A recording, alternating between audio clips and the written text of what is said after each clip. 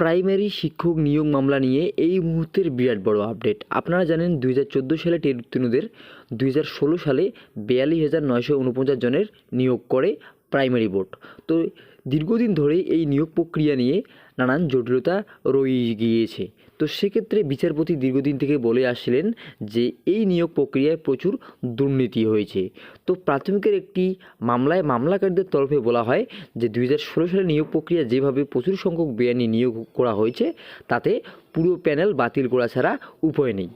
বিচারপতি অভিজিৎ গঙ্গোপাধ্যায় জানান যে প্যানেল বাতিল হলে ন্যায্য উপায়ে যারা চাকরি পেয়েছেন তাদের কোথাও ভাবতে হবে, যদি একজনও থাকেন সেটাও দেখতে হবে, ফলে অন্য কিছু উপায় আছে কিনা তা আইনজীবীদের কাছে জানতে চান আজ বিচারপতি অভিজিৎ গাঙ্গুলি। বিচারপতির এমন প্রশ্নের পরিপ্রেক্ষিতে মামলাকারীদের আইনজীবী বিকেট রঞ্জন ভট্টাচার্য জানান যে ন্যায্য দর চিহ্নিত করা কিভাবে যাবে, উত্তরপত্র যেহেতু নষ্ট করা হয়েছে, অর্থাৎ ওই মার্কশিট যেহেতু নষ্ট করা হয়েছে, তবে তিনি জানান যে যদি প্যানেল বাতিল করা হয় তবে ন্যায্যদের বক্তব্য আলাদাভাবে শুনতে পারে আদালত। অর্থাৎ 2016 সালে যে প্রাইমারি বোর্ড 42,949 জনকে নিয়োগ করে সেই নিয়োগে প্রচুর দুর্নীতি হয়েছে, সেটা প্রত্যেকেই জানে।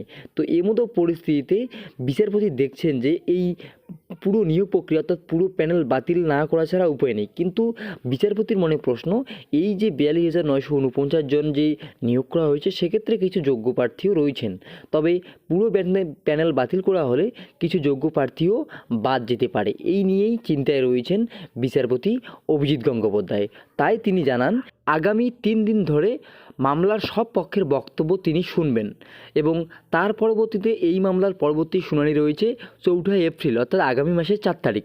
সেক্ষেত্রে কিন্তু বিচারপতি সব পক্ষের বক্তব্য শোনার পর এই যে 42,949 জনের যে নিয়োগ করা হয়েছে অর্থাৎ নিয়োগ প্যানেল যে রয়েছে সেই নিয়ে কী সিদ্ধান্ত নেন তা কিন্তু আগামী 4 এপ্রিল অর্থাৎ আগামী মাসের 4 তারিখেই বিস্তারিত জানা যাবে। তো আপনারা বুঝতেই পারলেন, তবে এখনও কিন্তু এই 42,949 জনের যে প্যানেল সেই প্যানেল কিন্তু বাতিল হওয়ার একটা সম্ভাবনা থেকেই যাচ্ছে। তো আপনাদের কি মনে হয় এই পুরো প্যানেল বাতিল হবে কি হবে না? অবশ্যই আপনাদের মতামত কমেন্ট সেকশনে কমেন্ট করে জানাবেন। ভিডিওটি ইনফরমেটিভ মনে হলে অবশ্যই লাইক করে দেবেন, প্রচুর পরিমাণে শেয়ার করে প্রত্যেকে জানিয়ে দেবেন। ধন্যবাদ।